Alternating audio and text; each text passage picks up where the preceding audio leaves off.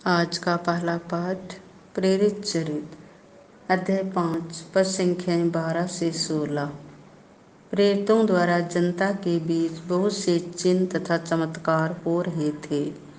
सब विश्वासी एक हृदय होकर सुलेमान के मंडप में एकत्र हो जाया करते थे। दूसरे लोगों में किसी को भी उनमें सम्मिलित होने का साहस नहीं होता था। हालांकि जनता उनकी बड़ी प्रशंसा करती थी। विश्वास करने वालों की संख्या बढ़ती जा रही थी। पुरुषों तथा स्त्रियों का एक बड़ा समुदाय प्रभु की कलीसिया का सदस्य बन गया। लोग रोगियों को सड़कों पर ले जाकर खटालों तथा चरपाइयों पर लिटा देते थे, ताकि जब पेतरुस उधर गुजरे तो उसकी छाया उनमें से किसी पर पड़ जाए। यरूशलेम के आसपास के नगरों से भी लोग बड़ी संख्या में एकत्र हो जाया करते थे। वे अपने साथ रोगियों तथा अशुद्ध आत्माओं से पीड़ित व्यक्तियों को ले आते थे और वे सब चंगे कर दिए जाते थे। यह प्रभु की वाणी है।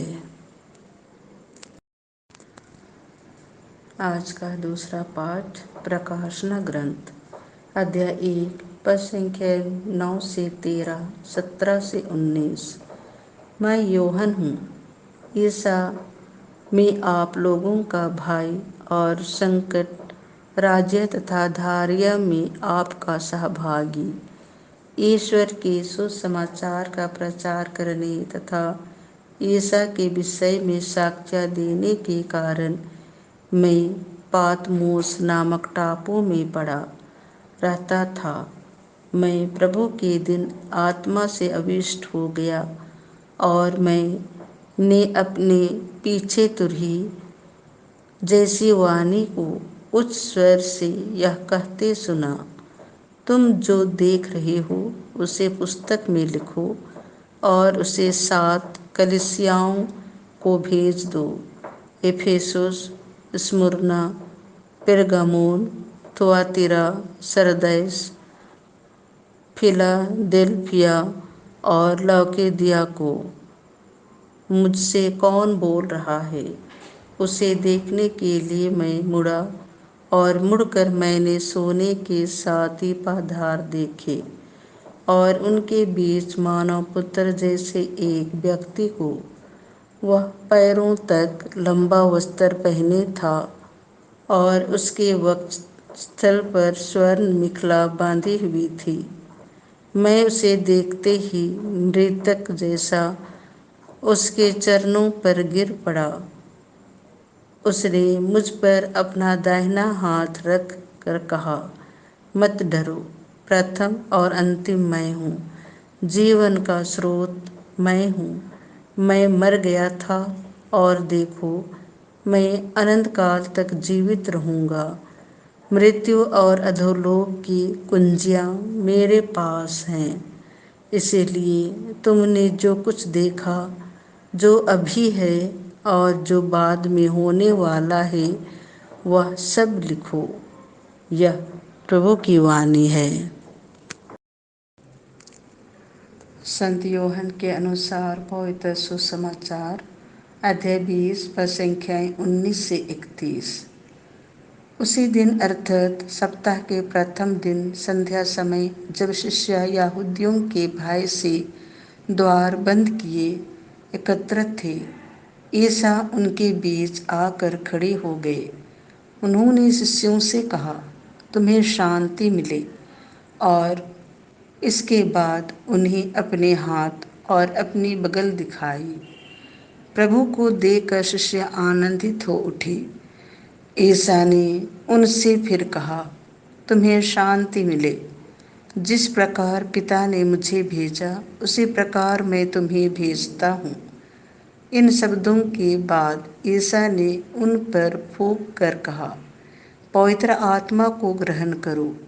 तुम जिन लोगों के पाप क्षमा करोगे, वे अपने पापों से मुक्त हो जाएंगे, और जिन लोगों के पाप क्षमा नहीं करोगे वे अपने पापों से बंधे रहेंगे। ईसा के आने के समय 12 में से एक थोमस, जो यमल कहलाता था, उनके साथ नहीं था। दूसरे शिष्यों ने उससे कहा, हमने प्रभु को देखा है। उसने उत्तर दिया, जब तक मैं उनके हाथों में कीलों का निशान ना देख लूं, कीलों की जगह पर अपनी अंगुली ना रख दूं और उनकी बगल में अपना हाथ ना डाल दूं, तब तक मैं विश्वास नहीं करूंगा। 8 दिन बाद शिष्य फिर घर के भीतर थे और थोमस उनके साथ था। द्वार बंद होने पर भी ईसा उनके बीच आकर खड़े हो गए और बोले, तुम्हें शांति मिले। तब उन्होंने थोमस से कहा, अपनी उंगली यहाँ रखो, देखो ये मेरे हाथ हैं। अपना हाथ बढ़ाकर मेरी बगल में डालो और अविश्वासी नहीं बल्कि विश्वासी बनो। थोमस ने उत्तर दिया, मेरे प्रभु, मेरे ईश्वर। ईसा ने उससे कहा, क्या तुम इसीलिए विश्वास करते हो कि तुमने मुझे देखा है? धन्य है वे जो बिना देखे ही विश्वास करते हैं। ईसा ने अपने शिष्यों के सामने और बहुत से चमत्कार दिखाए जिनका विवरण इस पुस्तक में नहीं दिया गया है।